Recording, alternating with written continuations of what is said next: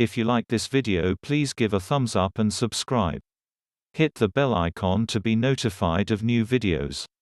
One morning in July 1965, Maurice Masse of Valençol, France, encountered figures and a UFO in a field.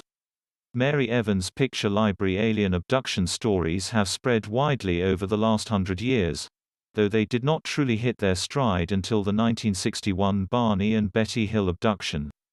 Some abductees report their abductions as warm, pleasant experiences with intense psychic contact. Other abductees have reported that aliens conducted scientific experiments or operations on their unwilling patients. How can these vastly different experiences be explained? After the Hill abduction, investigators collected more and more accounts, usually, though not always, elicited through hypnosis. In most cases, witnesses told of seeing a UFO or even humanoid beings, then suffering amnesia for a period of anywhere from a few minutes to a few hours. Some witnesses claimed repeated experiences that started when they were children. Advertisement. The clear implication was that UFO beings, typically described in these instances as little gray humanoids with oversized heads, slanted eyes, 2 holes for a nose, and a slit for a mouth, had a long-term interest in certain human beings. Some abductees even reported that the abductors had put small implants, usually said to be tiny balls, inserted through the nose and, apparently, into the brain via a long needle inside their bodies. In time, new and even more unsettling dimensions to the abduction experience came to light.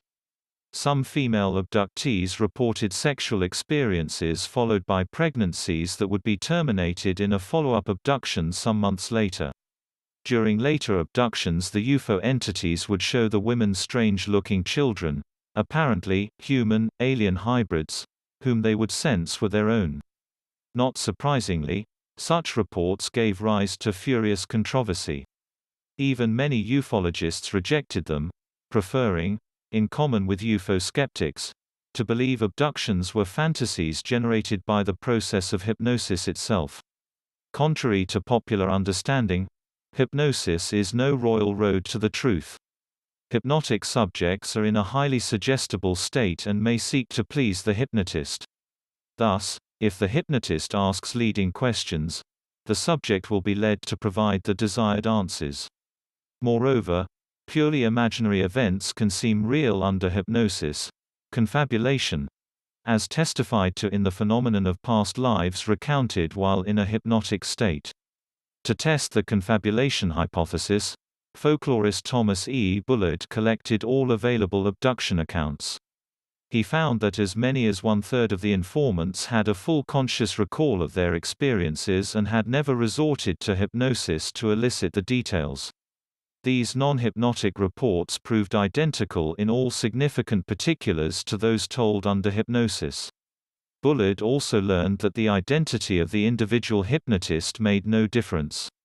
The stories remained consistent down to details that even those most familiar with the phenomenon had failed to notice.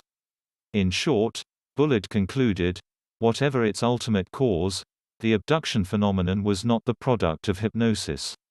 The skeptical argument needs rebuilding from the ground up, he wrote. A growing number of mental health professionals have conducted their own investigations of the abduction phenomenon.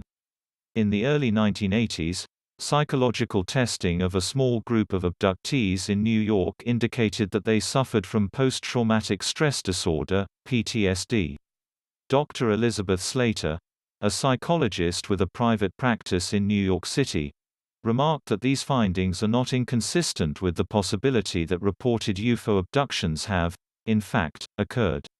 Other studies since then have come to similar conclusions, and the scientific investigation of the abduction phenomenon continues.